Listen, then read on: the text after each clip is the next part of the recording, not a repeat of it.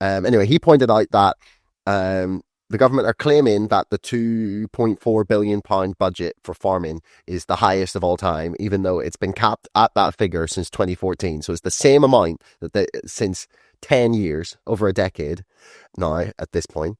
They're scrapping direct payments to farmers. So if you're getting £30,000 from the government in subsidies, that's going to be cut by 76%. And anything above that will be scrapped entirely. So if you're currently getting £100,000 subsidy from the government, it will be, I think, around £8,000 now. They're taxing fertilizer, and as well as raising raising business property relief. It's mind blowing, and don't forget the attack on the double cap as well of the trucks that we use. Yeah, that too.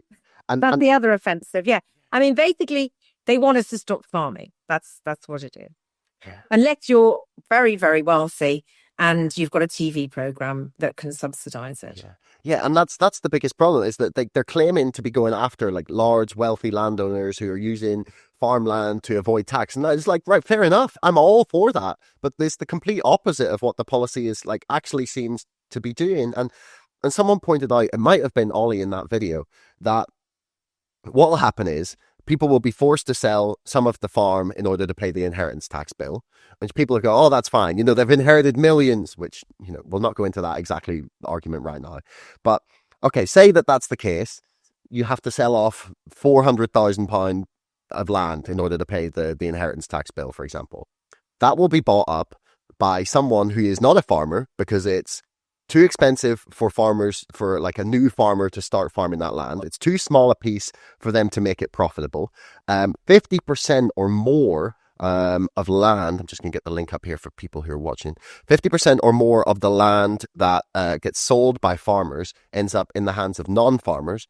So that is exactly the kind of land that will then be used by people to avoid tax and use the exception of under £1 million in order to hide their money in land that they're not using for farming, not using it productively, and not producing food for the country. It's or it'll be industrialization, mass intensification, which is going on since Brexit happened. There's over 200 USA-style mega farms opened.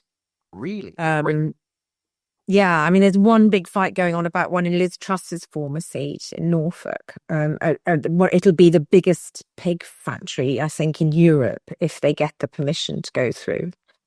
And I think that's the thing that really upsets me the most, because the deceit behind it, that they're sort of saying we're going to make British farming, which is actually sustainable, acute farming, it's quite traditional. We've done the same thing. I mean, yes, okay, we use different machinery now, but ultimately the land is used largely in the same way that it used to be used. And then they wanted to turn us into the American industrialized farms, which are heinous. I mean, just terrible for the environment and terrible for animal welfare and terrible for human health. The whole thing is a massive con. And it just insults your intelligence, because we've had industrialization of chicken for some time. And the pig sector really got going after Brexit happened. If you remember, there was the pig crisis, which Boris Johnson was famously involved in. And so pig numbers have gone up again, and that's because of the industrialization of pigs. So what do you think the goal is here? Like, why have the government decided to do this? Like, Keir Starmer last year was talking to the NFU, was saying, farmers don't get listened to. We want to support the farming industry. Like, lying to the NFU, mean? No, not talking. Yeah, we can now officially say it was lying. Yes. Yeah. I mean, so like, what are they trying to do here? He's trying to make Brexit work. But making Brexit work, which Brexit was always intended to deliver the American trade deal. And that is what they're trying to do. And I would say, looking from what I've now looked into, Starmer sat on the fence, and we all thought, us on the Remain side, that he was a Remainer because he campaigned for a second referendum. And now, his chief advisor has won the war with Sue Gray. And Morgan McSweeney is very much linked into this group called Blue Labour, which is led by a guy called Lord Glassman.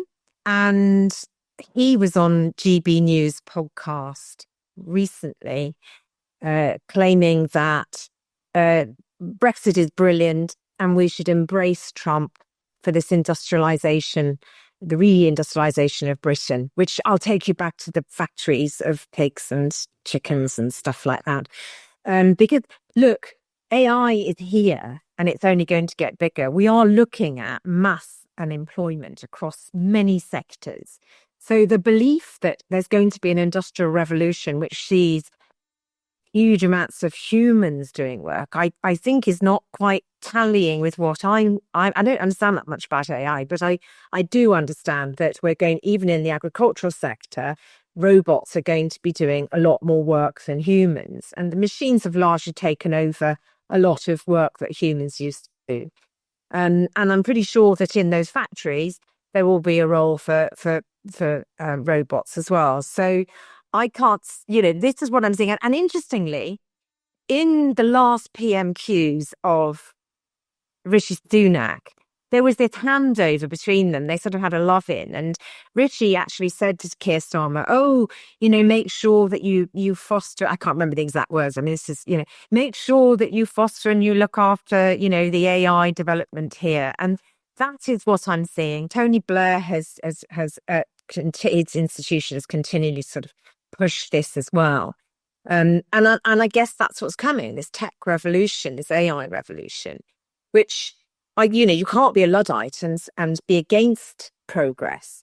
What I don't like is the deceit and the basic, robbing of people's assets that they've had in their families for years and they've toiled the land to do, but also what it means for people's food and diet. Because if you eat bad food, you don't have a good life, and then you have to rely on, more healthcare. What will happen to our NHS? That's the other thing. Will we go into the American system, which we know full well? You only survive the American system if you're very wealthy or if you're very lucky.